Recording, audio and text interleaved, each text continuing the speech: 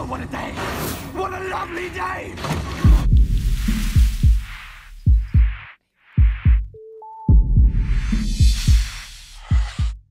Welcome to Flat Earth Debate. I'm your host, Nathan Oakley, and if you're new to this channel, or you have not done so already, be sure to subscribe and hit the bell notification icon to keep up to date with the Flat Earth Debate. If you would like to support this channel, there is a super chat that runs alongside each of these shows while they're live, and a link in the info box below the video once it's rendered. But most importantly, if you would like to join the discussion, simply mute the page you are currently watching, then click the link in the info box below this video to join the panel and express your views on the shape of the Earth. If you do join, please don't swear. If you do, you'll be ejected, and if you are, please don't try to rejoin the stream using sock accounts. You'll be warmly welcome back on the next stream. Please also share the show. Sharing the show obviously increases the live audience, but this in turn increases the chances of a more diverse panel. So please share the show. And one last time, if you are new to the channel or you have not done so already, be sure to subscribe and hit the bell notification icon to keep up to date with the Flat Earth Debate. Now we are joined by Arwin, Sleeping Warrior, Mark Doxy, and half the panel have gone. We've lost half the panel before I can even introduce them. What a wonderful, wonderful start.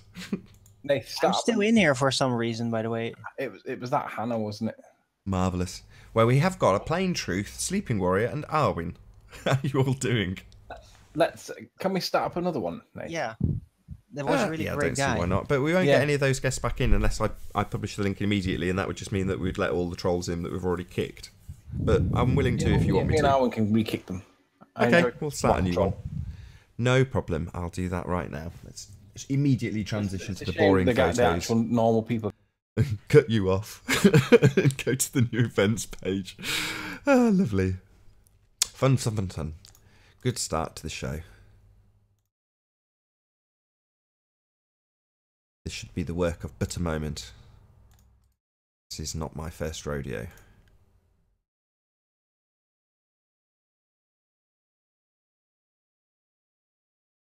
Welcome to the show. You don't know. Right, there we go. Let's get this link out in Skype first of all. Anybody in the Master Betas chat, you will get it immediately. If you could join just to fill the panel up so we don't get any, what's the word? Wankers, that's the one. There you go. Skype participants.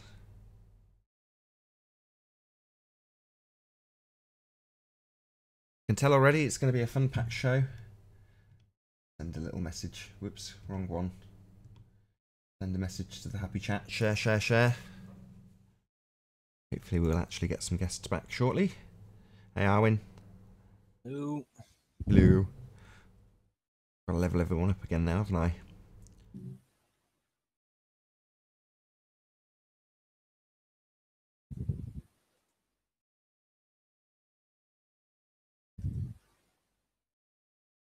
Good to have you, Arwin. Good that you've kept the conversation rolling nicely.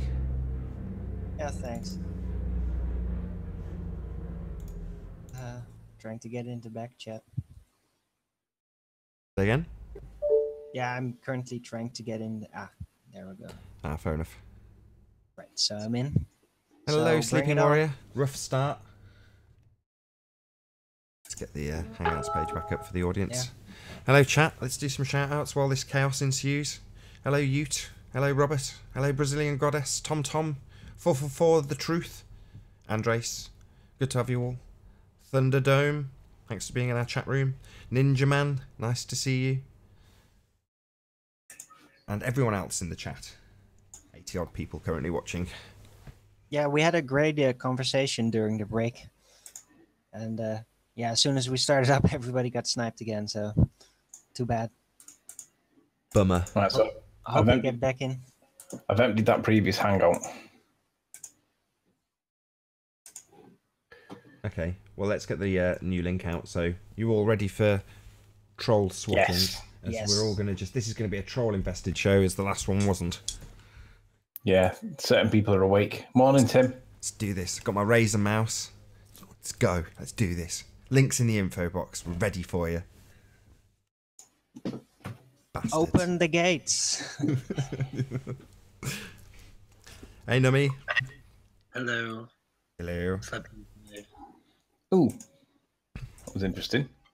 What's I that? didn't see nobody appear then. I had the wrong window open. Dope. You didn't boot me, did you? Nope. New and old, good to have you. Noah D, good to see you. Pete Shea, hello. Special magical kind of bonkers that Pete Shea is. You gotta love him. Agent Shay. Agent Shea. Actor Shay. Shea butter. Yeah.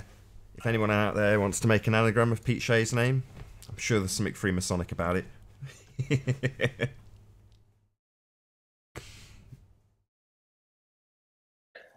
I wonder So what do whether you Pete guys got know? any pet Anyone name. found any curvature yet? Any proof of R? No, nil point. So anybody in the chat wants to join for the sake of taking places? Like, let's get some people in.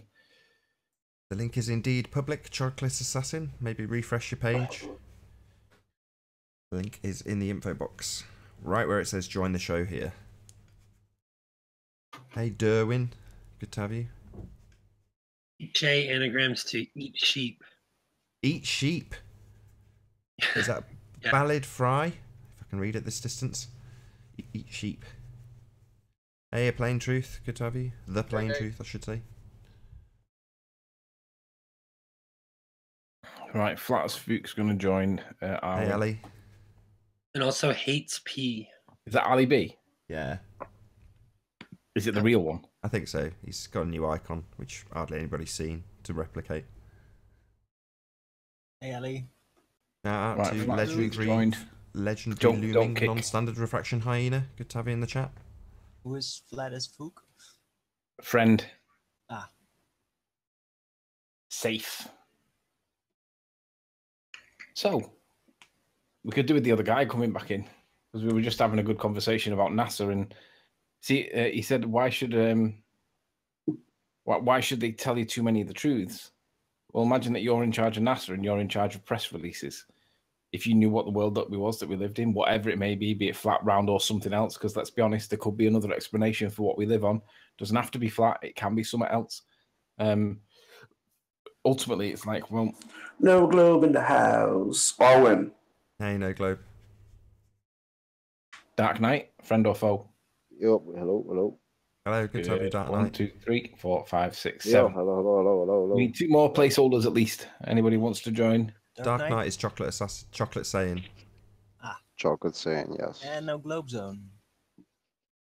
And Jose is Jose. back. Yo, I might change my name to presuppositional sphere hedgehog. Is there a way to prevent getting sniped? Yeah, if the panel's full, no one can join that's an unfriendly person, and we've one more person, I think, and we'll have a full panel, so, you know, that'll be it. If no Globers join, so be it. No, I mean, like, is there a way to stop it? Nope. Like, Nope. No. stop it from happening? Negative. No. Oh. That kind of sucks. Yeah. A little Yeah, bit. it does. It's interesting though. Hangout life. So I get to use my Batman icon, so it's all good. The Dark Knight. Nathan, didn't you finish the other live chat before this one? It's the same. So because I stream on OBS, technically the stream never actually has an end to the chat. So if you were to stay in the chat, because I leave it up on my screen, I often watch people tick by for hours, and I mean that sincerely, hours arguing in the chat because it never goes. So people just stay there loitering. I try to avoid doing that myself these days. Yes. You need to try harder. The chat's not so bad these days. The early days of these debates, the chat was the pits. It was vile. Now, without any moderation, it's moderated itself. You know, it's not so bad. There's hardly any spam. So yeah, can't moan. Until somebody like Patricia joins or Karen B, and then all of a sudden, out they all come, and like Man United fans, they come out. Hey, Watch, I if United posted win a today, they'll all be all over the internet.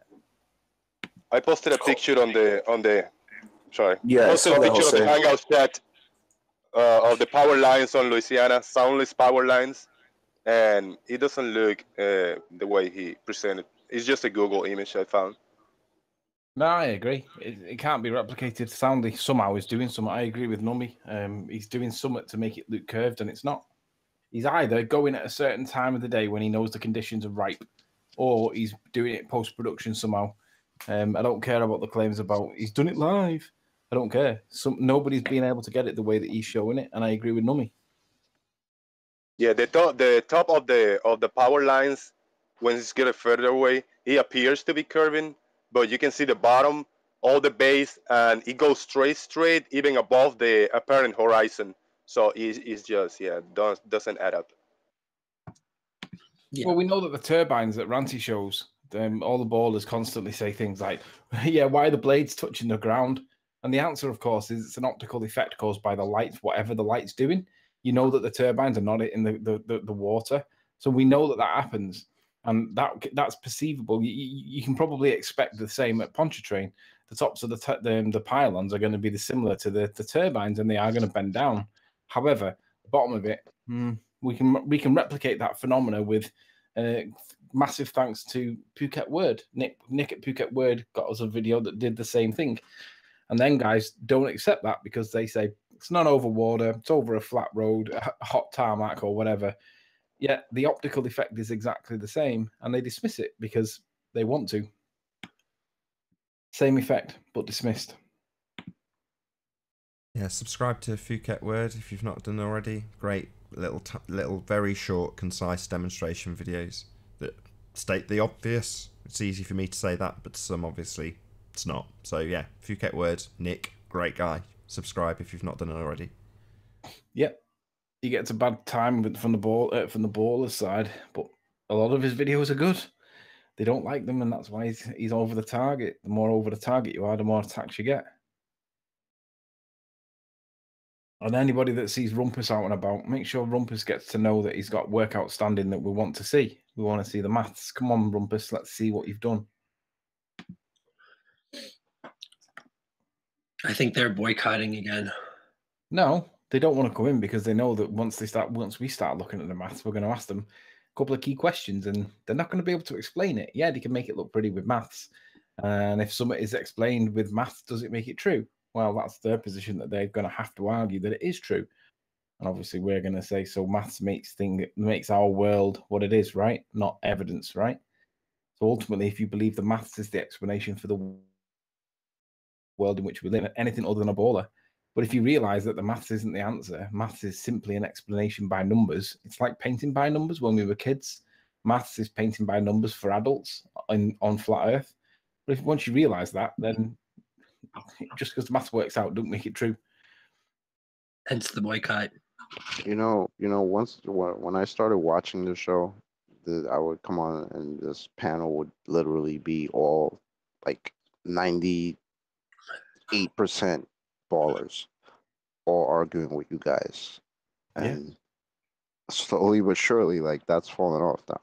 Like if there's 2 or 3 of them in here, it's crazy. Chad says the hangout's where full, are or they? I'd join. Is anybody willing? I'm sure Flat as if you can drop, or somebody who's not talking. I'll drop if you want, Nathan. Yeah, Thank you very much, Ali. Thanks, Ali. Yeah. Feel free to join, no Chad. problems. Keep up. Yeah, I remember when Curved Water used to turn up every day like a regimented soldier. Curved Water, Paul Voigt.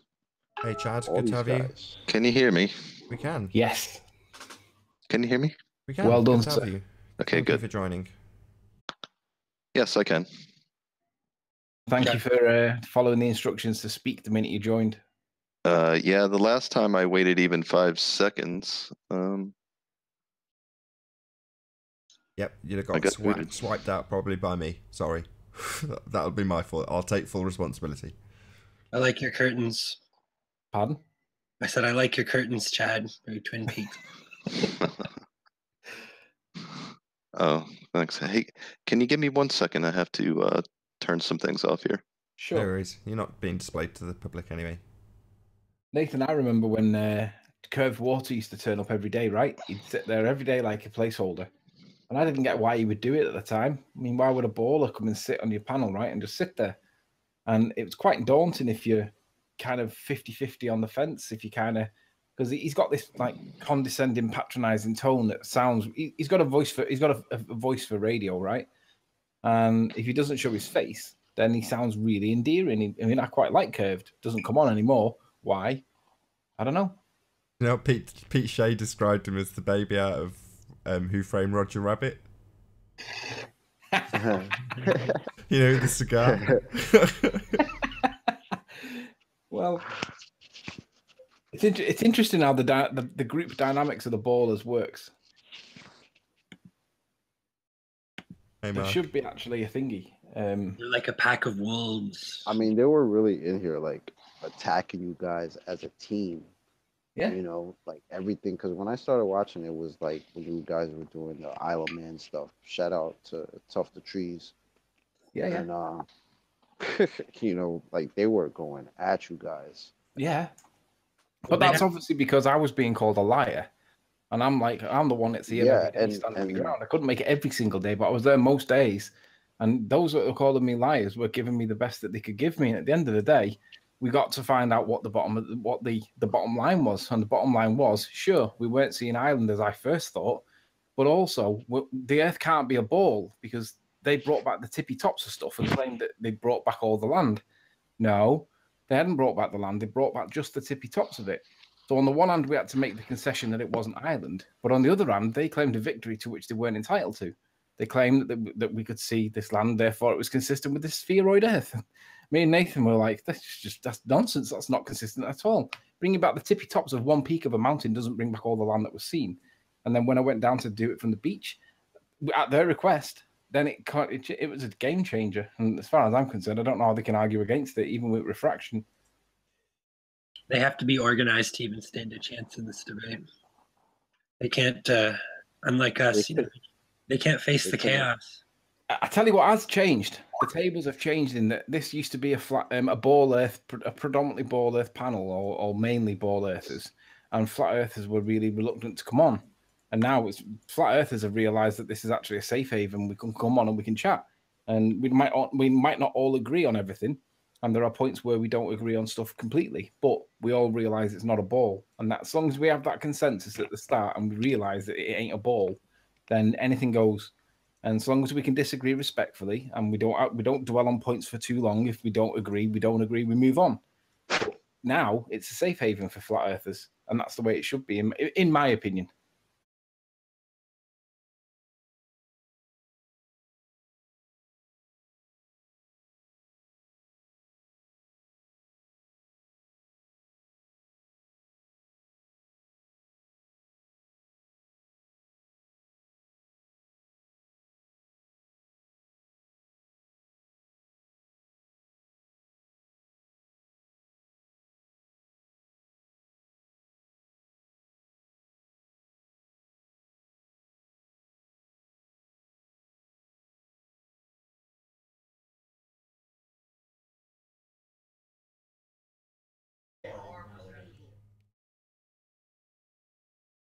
Well, in maths, sure, it might be able to be done in maths, but in maths, you need 3 planes to pull down 3 buildings, right? You can't pull down 3 buildings with just 2 planes. Yet everybody accepts 2 planes cause 3 buildings to collapse. So yeah, just because you can do it with maths, don't make it real world, right? Anthony, what's the square root of -9? I have no idea. That's a real mystery, that is. It's actually +3. Because No. It's impossible. Sorry? You can't have a square root of a minus number. Exactly. That's the way maths works. I'm just supporting what Anthony's saying there. Right. Well, fantasy becomes reality in the world of mathematics. Absolutely. That's exactly it. So you can explain stuff with maths, but unless you can prove that it's the real world, then the maths is merely an explanation. It's painting by mathematics, painting by numbers. You need 3 planes to pull down 3 buildings if that was the cause. Most people can't even get their head around that. Most people struggle. You need 3 planes for 3 buildings. And those that do struggle with it resort back to the official narrative. Yet you and I looking at it thinks, right, you need 3 planes, dude. You've only got 2 planes. How are you going to pull the 3rd building down? And that's assuming that the planes were the cause. But for the sake of discussion, we'll just accept that the planes were the cause. Where's the 3rd plane? That building came down all by itself, magically. There were no planes, Anthony. Yeah, I know, but I'm just saying, I'm making the point about maths being the explanation, but not necessarily the cause. And 9/11 is the best example I can come up with because you need 3 planes, right? And a lot of doofuses in this discussion don't even realize that.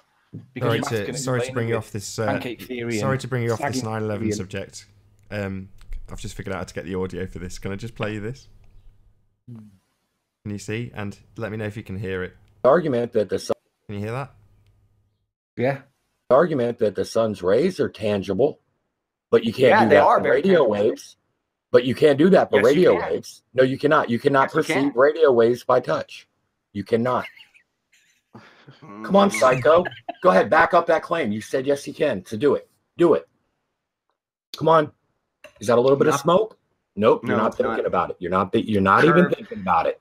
Curve, you're like a 5-year-old. Perceive radio waves by touch. Validation, boy.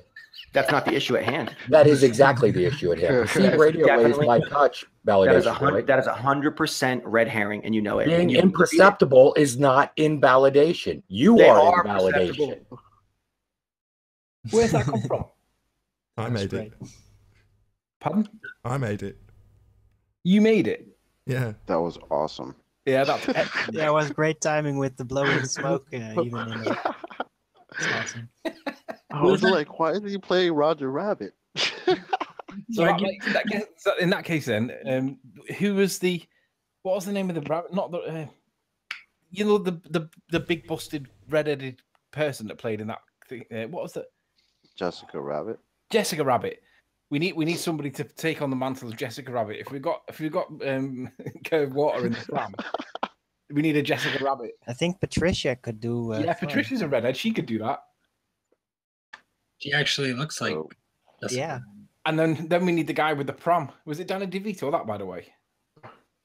You can be that big gorilla bouncer from the bar. Thanks. I don't remember who framed Roger Rabbit. It was a long time ago since I last seen that. Yeah, I haven't seen that movie in a while. Yeah. Great film. It's a truth film, and a cryptic film explaining the truth about our cartoonish reality that we've been indoctrinated to live in. So was the guy with the pram pulling the baby around, was that Danny DeVito? Bob Hoskins. Can't believe you say it's Danny DeVito. Yes. Bob Hoskins. Bob Hoskins. Yeah. Bob. It's definitely not Danny DeVito. No, there's a lot smaller. Do you know, every time I see Danny DeVito, I always think of that one line in Twins where Arnold Schwarzenegger was trying to describe to him why it was that he was all the muscle and the brains and the good looks, and Danny DeVito was all the crap. Shit that was left all over. The crap went into you. Yeah, all the shit that was left over. It's one of the best lines ever. I wonder how they felt on set. I bet they got on dead well, you know. Oh, I'm sure. It's the doctor. He's saying the embryo split, but when it split, it didn't split equally. All the goodness because they've spliced together all these like 25 genius professors who are all in the peak of physical condition. And he says when the embryo split, all of the goodness out of these doctors and all the genius out of these doctors went into Arnold Schwarzenegger, and all the crap left over went into Danny DeVito. It's got to be one of the best lines ever in a movie. Oh. Yeah, I love that movie. Genius. But yeah, so don't you think that the schematic now of the panel becoming predominantly flat earthers, flat earth friendly, having conversations, not necessarily agreeing with everything that's said, but at least realizing that we're not on a ball? The dynamic of the panel's totally changed now. There are no ballers coming in here batting the, and obviously they dismiss it. They dismiss it rubbishly, like, oh, it's rubbish, Nathan's chat. Yeah, it's just a circle jerk. Yeah, but you're all free to join, and you all ruin it by troll infestations, don't you? It is a bit of a hostile environment, wouldn't you say? Yeah, it is. Troll Central. Well, you should have seen the earlier shows. It was completely dominated by ballers. So it ebbs and flows. You know, at the moment, it's more flat Earth friendly. We get more flat Earthers on. You know, it's not always that way. What I've noticed is that once a baller gets spanked on live on a live show, they tend to not come back. Yeah, M. Scott Veach got spanked, didn't come back. Paul Voigt got spanked a couple of times, never come back. Curved, spanked numerous times, never. Enough's enough, never come back. I don't think Ruhef hasn't Trick been back. is to never to make a claim and then you don't get spanked. The only one that breaks that mold is Rumpus. Yeah, did you guys spank Ruhif? Where's Ruhif? I spanked Ruhef. He hasn't been back since I argued with him about the atmosphere the atmosphere being dragged by the surface of the Earth. Well, to be fair to Coriolis. Yeah, Coriolis. If Ruhif returns, he's been gone since the Coriolis. If Ruhif returns, he will have to accept that he is absolutely in contradiction with the Coriolis effect in terms of what he think actually happens. So that's the first admission I'll have to make. Oh. He has not been back since, though. Yeah, but to be fair to Ruhif, and I'm not defending him, but Nathan's gone on now at 2 p.m. instead of like 11 or 12. That puts him at like midnight, 1 o'clock for start time, and that's probably too late for him. That's true. We start, the first show starts 10 o'clock in Oz for him, 10 p.m. So yeah, it's about 11:30 p.m. now. There. That would be lovely. No, that's not right, Nate. If you starting at 2 p.m., that's 11 p.m. for him. I thought it was 10. I looked it up. I often get it wrong when I look it up. No, if it's 2 p.m. here, you take 3 hours off in summer and then switch AM to PM. So 2, 1, 12, 11 o'clock at night it starts. Yeah, maybe I'm wrong. Definitely.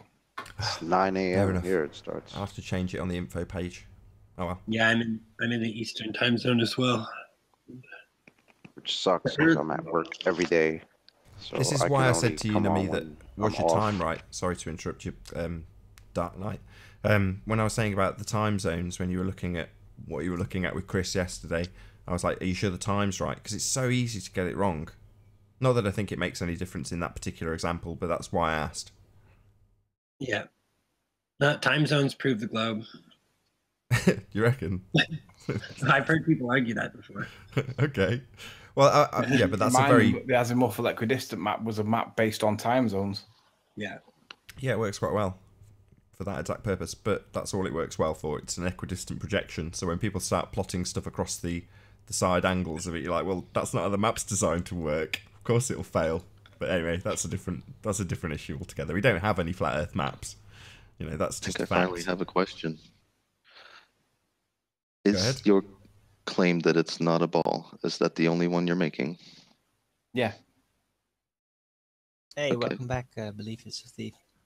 Cheers, guys. No, I would claim that it's... to argue that it's flat, but it basically appears as flat.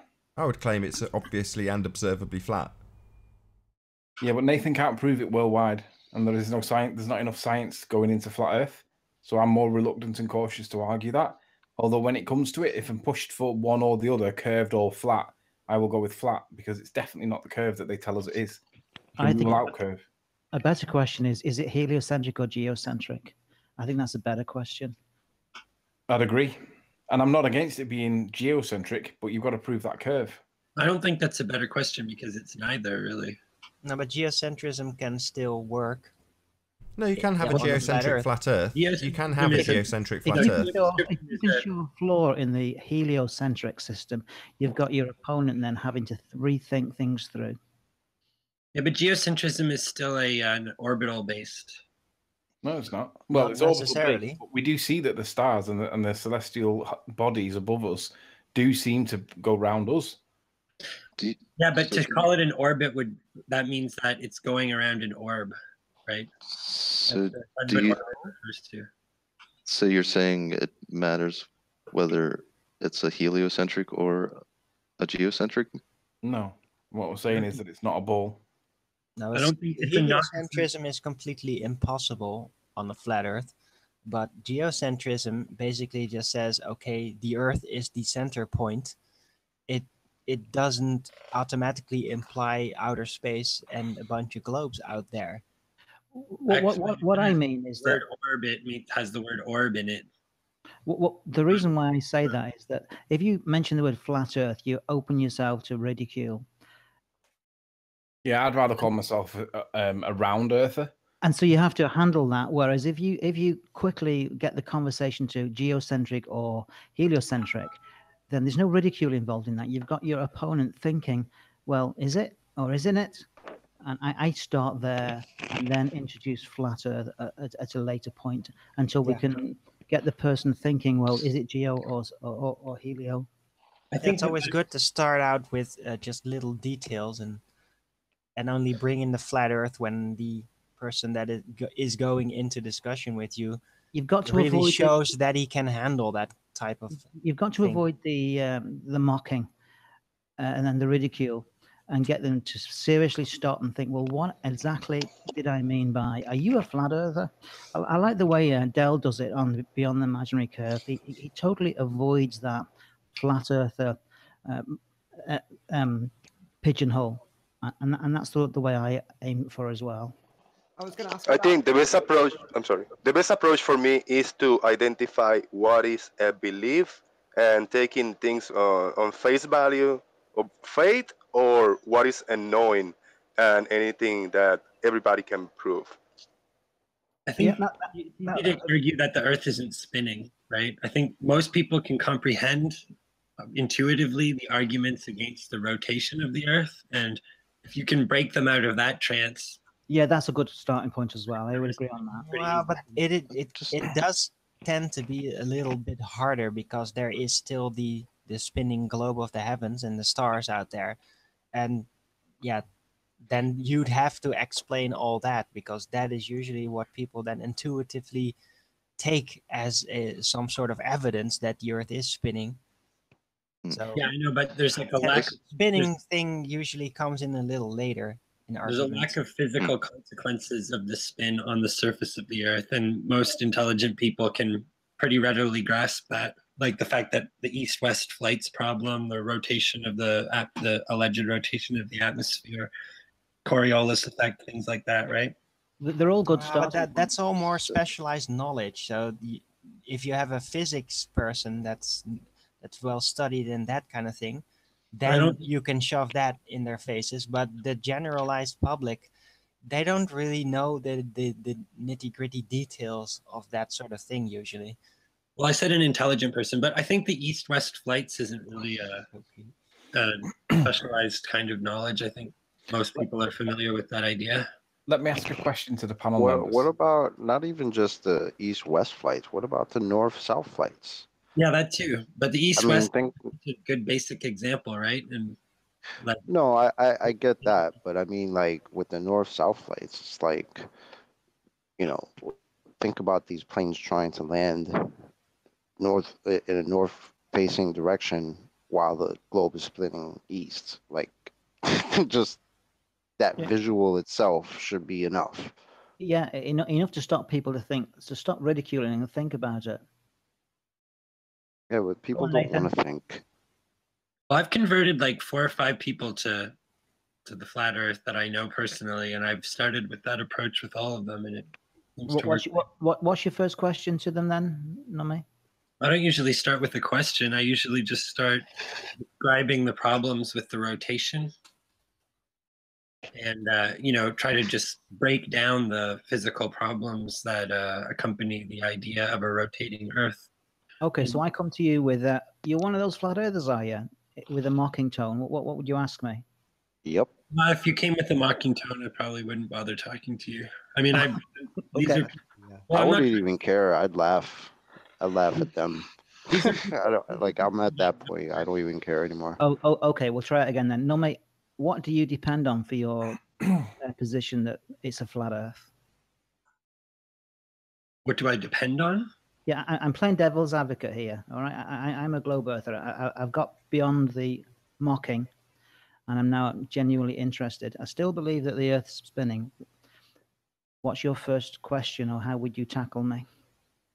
Well, I would ask you to explain how it is that east and west flights can take approximately the same length of time, despite the fact that the Earth is rotating toward the east.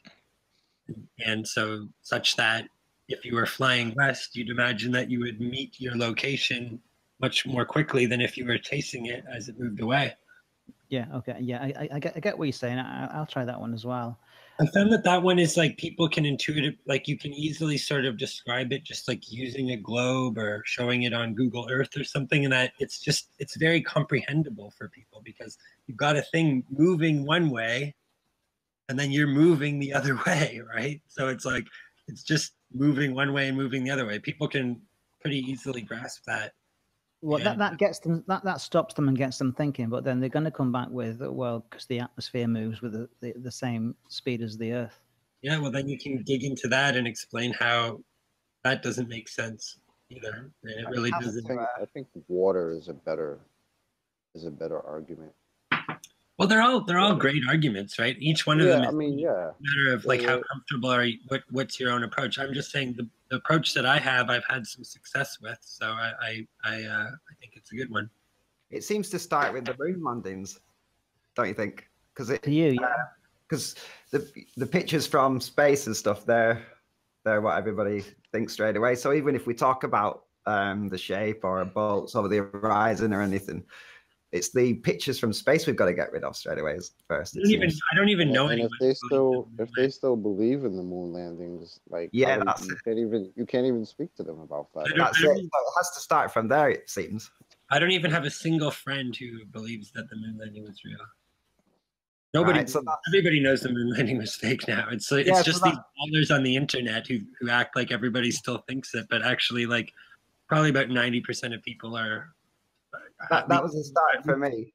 That was you defeat it with one word. You just say backdrops. That word destroys the moon landings. Yeah, it's ridiculous. And people don't want to seem like idiots, right? So even if they kind of still think there might be a moon landing, they usually keep it to themselves. It seems like some lie that got started and now it's getting worse and more exaggerated, and then it's like also around space. It's also a pride thing. There are a lot of people who will not dismiss the moon landings. Like, I'm American, and a lot of people in America will not dismiss that because of their love of America, and they don't want to come out and say, "Oh, we didn't fake anything. We didn't fake going to the moon." I don't want to step on anybody, but can I ask a couple of questions? Go ahead. Sure, man. I'm hearing quite a few reasons, I suppose. I want to ask, what is sort of, let me think about how to ask this now. Sorry. If you, so you're not, so a few of you are making a claim that the Earth is flat, and a few are just saying that it's not round, right? If it's not round, like what's your best argument, your best evidence that it's not? Well, there's no science for a flat Earth, right? Wouldn't the onus be on the taxpayer to be able to fund it so that we can establish it ourselves, or has it already been established and they just need to tell us? There's no scientific evidence of curvature whatsoever, and every kind of test that you try to make of the shape of the Earth strongly favors a flat or geometry. That's something I can think about.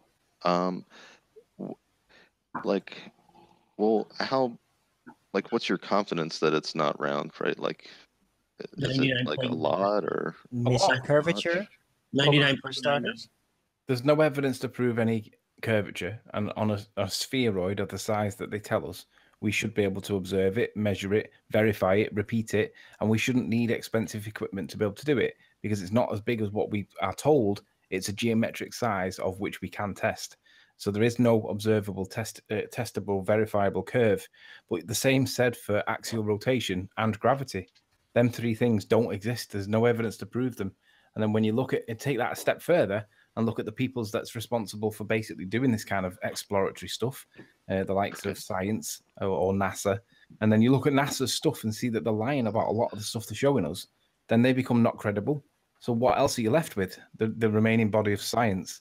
So then you can look into the science and they can see that these push the narrative for the Cavendish experiment to prove gravity. Yet it's not repeatable. It's not observable. You can't repeat it. They say it's been repeated in universities up and down like the whole world. Can I get a clarification on what you're saying? Are you saying that it's impossible to know, or that we just don't have any way of doing it now? No, I don't know whether it's impossible or not. It's an unquantifiable perception, isn't it? Because we don't know what we live on. We just know that it's it's not a simply ball. the proposed experiment to prove it is just a machination. It's a nonsensical system that really does not prove it. Okay. So if we, let's say that's correct. If there, for some reason, we together would be able to come up with a way of testing this to your satisfaction, like what would that change your mind? Absolutely, of course. Well, it would have to. It would have to survive scrutiny, right? It would have to be repeatable, verifiable. I'm saying that if we could verify it to a great enough degree to your satisfaction, right? To say that it was curved or round. Well, are you familiar with FE Core and the laser experiments that they're doing at the moment? Yeah, but I would not like to get so specific, right? Like I want to know what it would take for you, right, to understand that the Earth would be round if it is. I'm not saying it is. I'm saying that if it was a globe, right, there should be some way of testing it. But it's not observed to be a globe, is it? I mean, if you just take your own personal. Okay, then let's say it's flat, right? There should be some way of testing whether it's flat or not. Personal experience. And they all show that. Can I ask? Isn't the point that we shouldn't be testing it? It's taught in school as a fact, so there should be proof that it is a fact.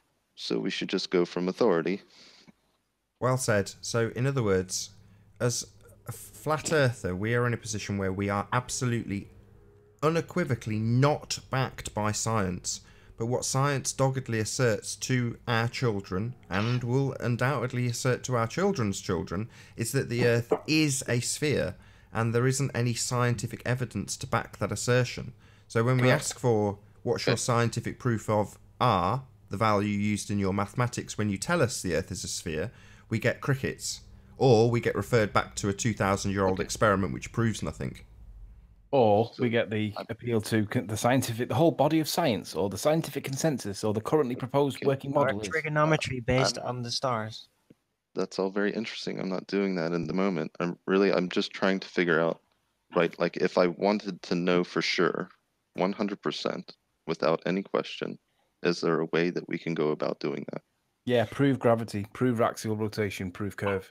Three things are needed. That's not a way, right?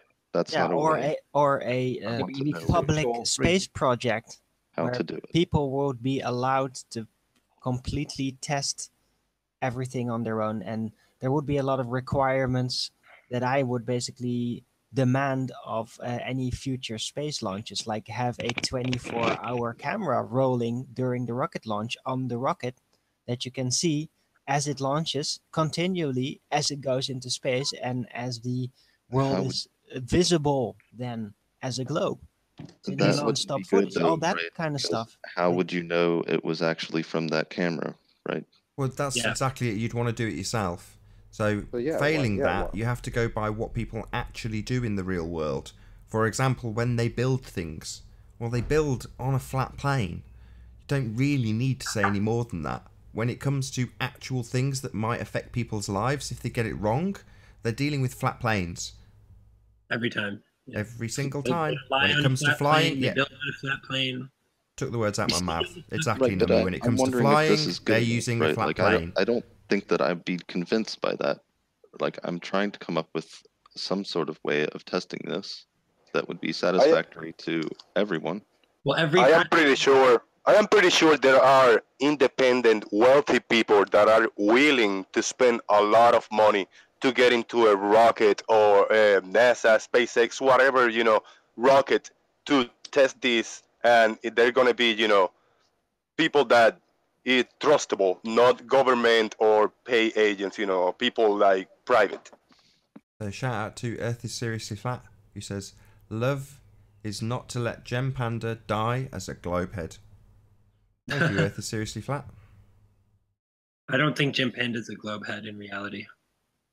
Are you thinking Earth is flat? I have an experiment proposal. Hearing anything. Would you like to hear it? Please, yes, go ahead. Cool. Yeah, I just thought I was thinking of doing this or arranging it, and you know, I just thought it might be good to explain it to the group, so that I could see if I was being stupid or whatever. But say like at St. Anne's, Blackpool, where we've got miles and miles of flat sand, we'd have like a square on one side. We know the exact dimensions of that square. Then we go a few miles away and have another square of the same thing, that the same height, the same level. Should we see through the camera then some obscurity to that square? So that square would be, you know, smaller in height. Yes. Does that make sense? Would that be a good experiment, you think?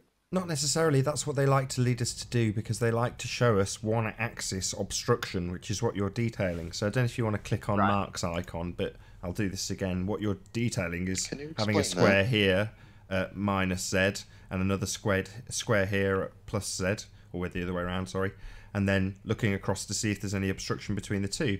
But what Mark so eloquently pointed out a couple of shows ago is what you really need to do once you see an obstruction and assume it is a curve that is obstructing, is go onto the other exact axis and look down the same line.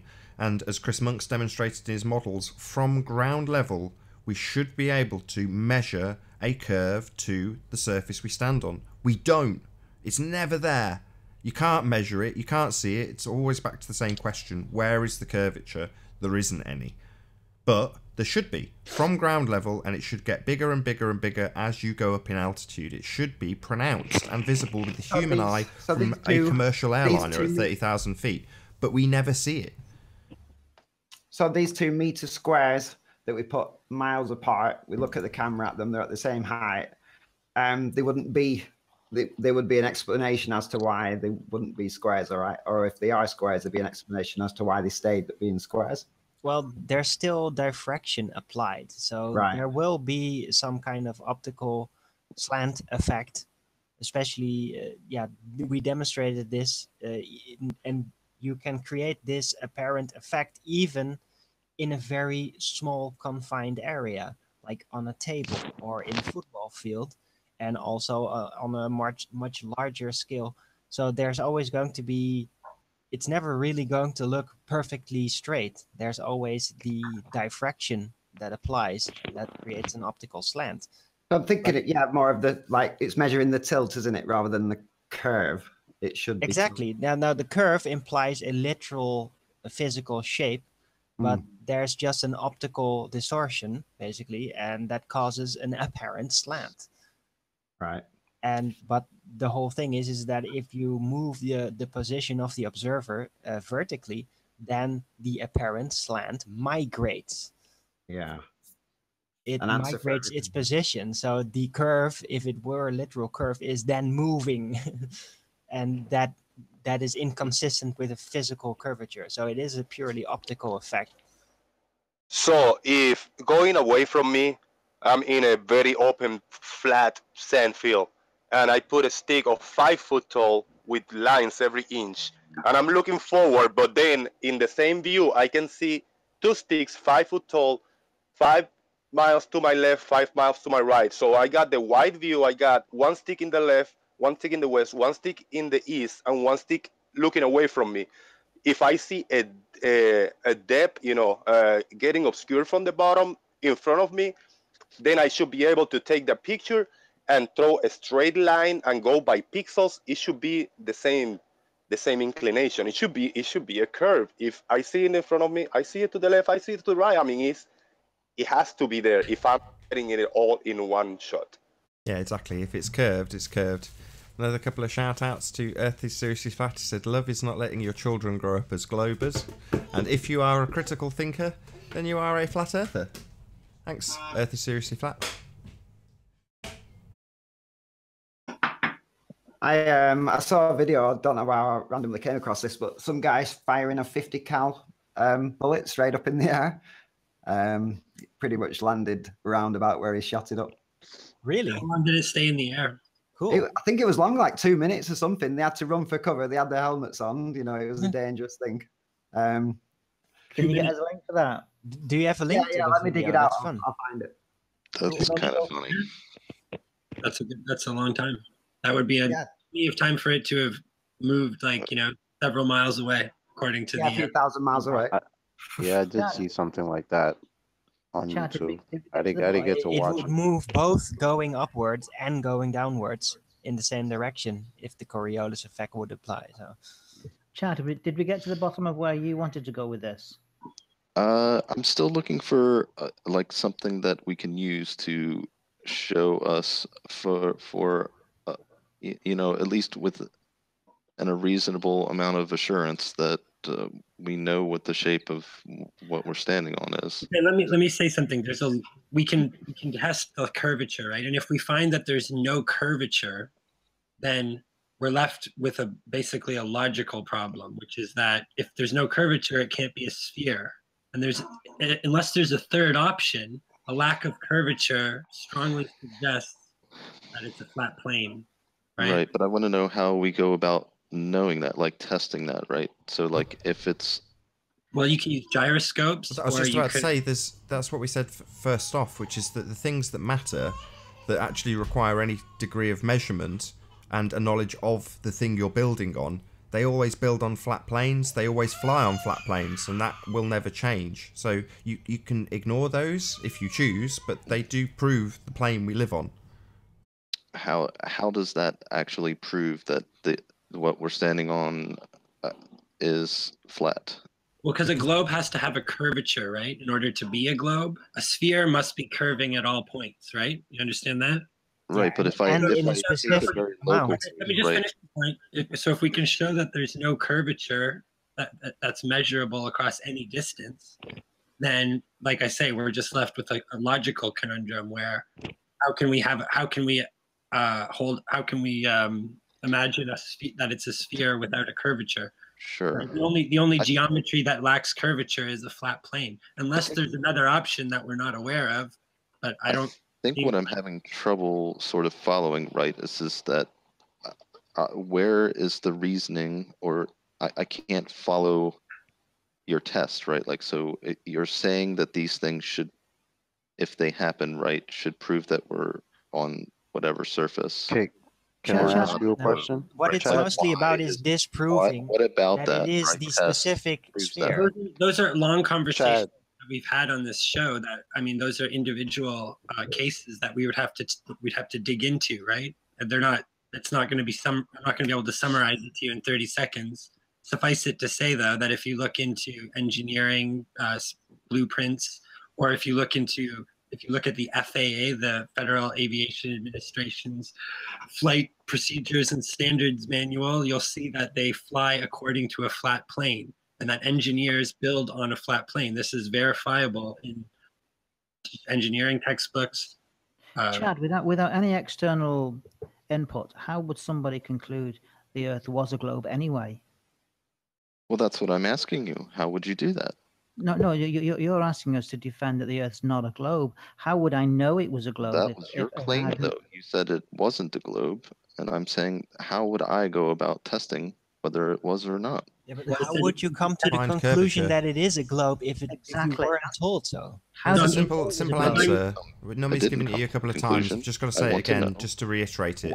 The answer to your question is to find curvature. Yeah.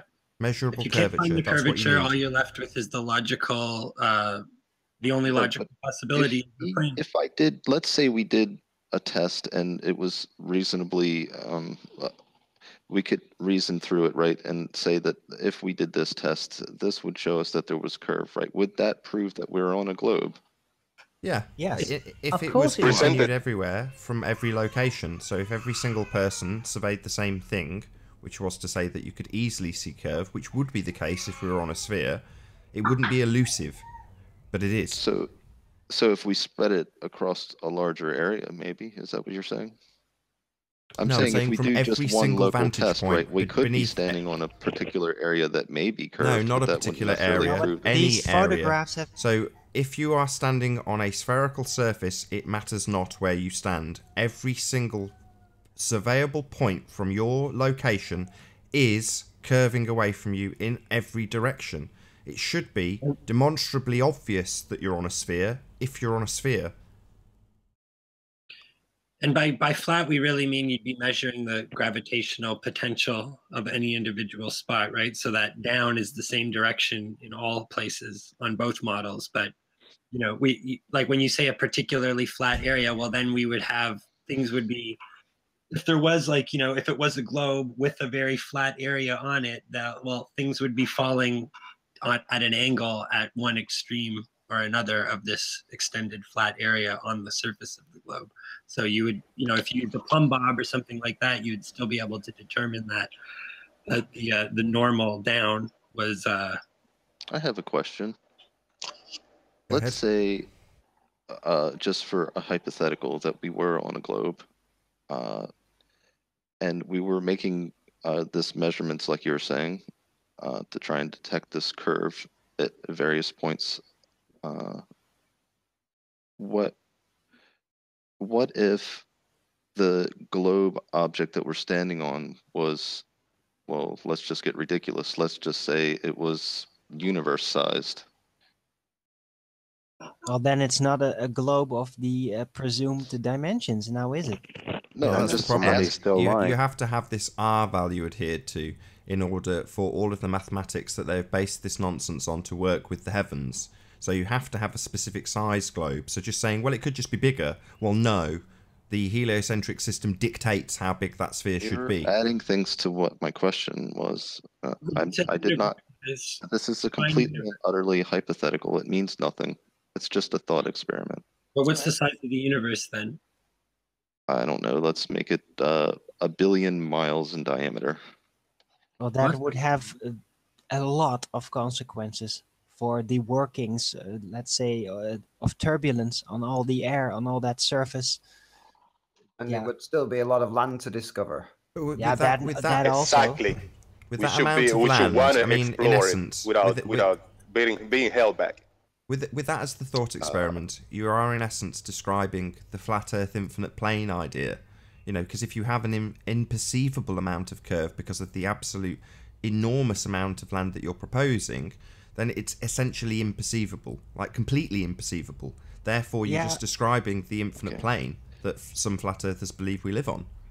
But there would be some other consequences as well. Just imagine that gravitational pull would actually function as described. Well, then if there was a universe-sized globe, then but we haven't taken anything into account like that, right? How could we survive not being squished? But we can't take anything like that into account because it hasn't been put into the test, right? Like we're not testing for any of those things. We're testing just for the detection of. But gravitational pull is an essential mechanic in how the globe is supposed to function. It's a fine-tuned balance with the downward acceleration force trying to explain it, given causal explanation. It doesn't matter for this particular test. You don't test things like that, right? Like you don't test like the quantity of the alphabet by looking at the shape of the letters, right? You want to have a very specific test for a specific thing and only do that. Yeah, well, how do we test how water sticks to the outside of the sphere? I've heard this argument. I wasn't talking about that. I've heard this argument about you know, we could separate the globe, the shape of the globe test from gravity. I'm not arguing. It's kind of, sorry, yeah, argument, strong term. I didn't mean like this this idea that we can separate the two arguments. And we can't really, can we? Because if it is a sphere, there has to be an explanation for like being upside down on it. And sure. So sure, there would, but like we would do that after we detected what we're actually on, right? Like so, like we would have to come up with explanations somehow, right? We would bring about further tests. In my opinion, this is my opinion. I'm not a scientist. I don't know any of these things for sure. But like, if I were to think about it logically, in my mind, for me, if I wanted to know the shape of what I'm standing on, I would have to. It wouldn't matter to me anything peripherally. But about what it is, about how it was there, right? I would if you really want to physically and definitively measure the shape of the surface of the Earth, then you would have to do it physically by a ruler system. By But having also, do you a think that perfectly flat line, maybe a laser or maybe a giant constructed ruler system, and then actually measure it if it is flat, hold it over a giant lake, see if there is a curve or if it is just perfectly flat. Yeah, it's like just generalized observations are good, then optics will apply. So Right. observations will not prove if it is curved. You have to actually physically measure it. But to make the claim of a curve, it seems like to make the claim of a curve, there has to be some explanation of why we don't fall off it. And it's like me, I guess, saying, well, sure, I'm not denying that. Yeah, I'm stood on top of water. That's instantly debunked me claiming I'm stood on top of water, unless I have some explanation of how I can stand on top of water without falling down. And they are tightly coupled, don't you think? The two things, gravity and the shape. I don't know. What I'm asking it's is, not necessarily because on a flat Earth, there's just no causal explanation for gravity or the downward acceleration force. And the globe has it tied in that a causal explanation as to why gravitational pull causes the downward acceleration force, and it's tied in with the actual shape of the Earth. So it's they melted it together into one system. Yeah, it needs it in order to propose the globe. It needs it, doesn't it? Or else yeah, it does. And then you got to remember all of that is reversed on the underside of a ball. But you're you're adding down on and things down that is we up. don't know also that we would have to test, right? Like, so you're saying that we need all these things, but I don't know that. I just want to know what it is that we're standing on. What is it? Ruler. Okay, but all right, can I ask you a question? Use a ruler to test what we're standing on, like what the shape it is. Yeah, it's called a rectilineator. And with that, I'm going to say first and foremost, a huge, massive, enormous thank you to all of the live audience for tuning in and hopefully sharing this debate. If you dislike this show, you know what to do. But if you like the show, be sure to give it a like, maybe subscribe and share the show with others. Also, a massive thank you to all of the debating panel for making this debate possible. I've been Nathan Oakley, and I will see you all in the next video. Oh, what a day! What a lovely day!